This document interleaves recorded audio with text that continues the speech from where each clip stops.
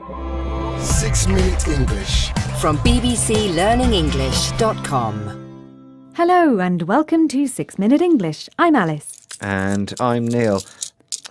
Alice, have you got £2? I forgot my wallet and I need a coffee. I've only got these pennies. Sorry, I always use my bank card in the cafeteria. You use a card to buy coffee?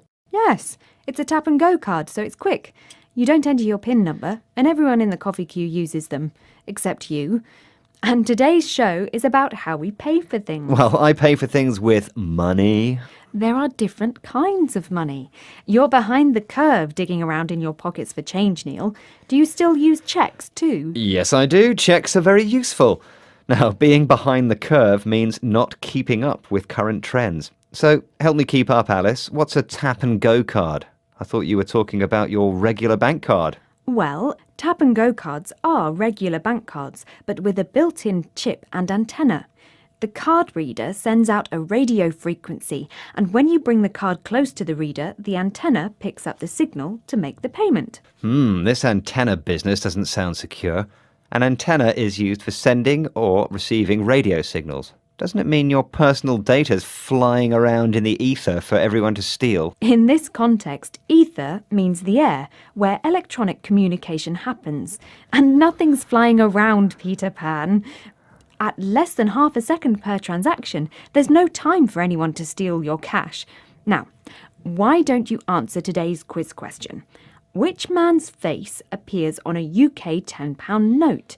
Is it A. Charles Darwin, B. Isaac Newton, or C. Albert Einstein? None of them. It's the Queen. No, Neil. The Queen is on one side, but on the other side of each note is an important historical figure. Oh, really? I've never noticed. OK, I'll go for B, Isaac Newton. He's a historical figure. Well, so are Darwin and Einstein.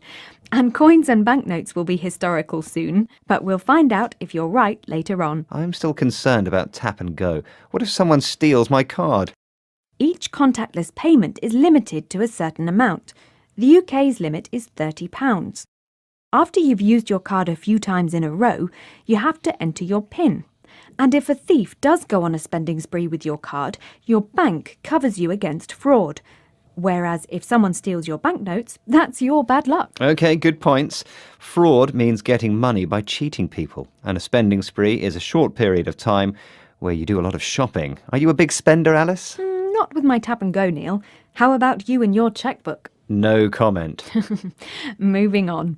If getting your bank card out seems like too much trouble, there's now a solution with wearable tech. That's clothing and accessories that include computer and electronic technologies. Let's hear what Kenneth Kukia, a technology expert, has to say.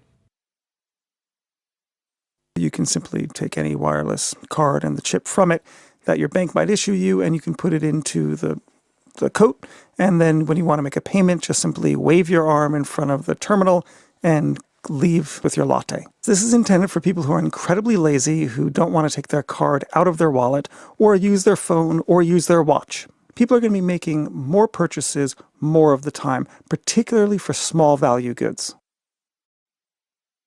What Kenneth Kukia said is very interesting.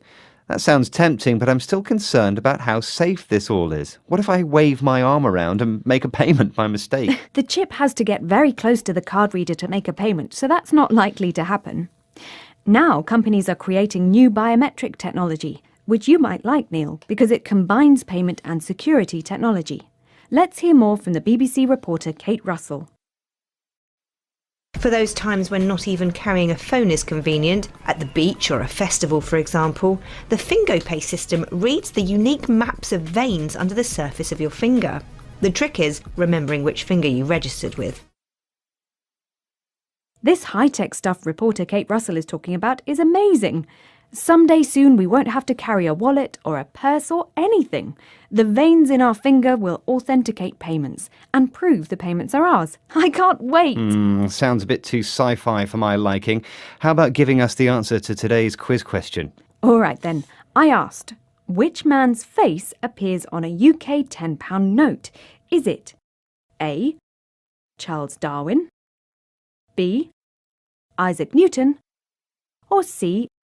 Albert Einstein. And I said B. Isaac Newton. Yes, and you were wrong, Neil. It was that other famous person, A. Charles Darwin.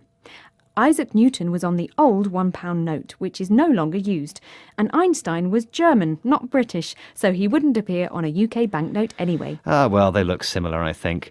Can you tell us today's words once again, Alice? Yes, of course I can. They are behind the curve, tap and go, antenna, ether, fraud, spending spree, wearable tech, authenticate. Well, that's the end of this edition of 6 Minute English. Get ahead of the curve and join us again soon. Meanwhile, visit our website, bbclearningenglish.com, where you'll find guides to grammar, exercises, videos and articles to read and improve your English. Goodbye. Bye. 6 Minute English from the BBC.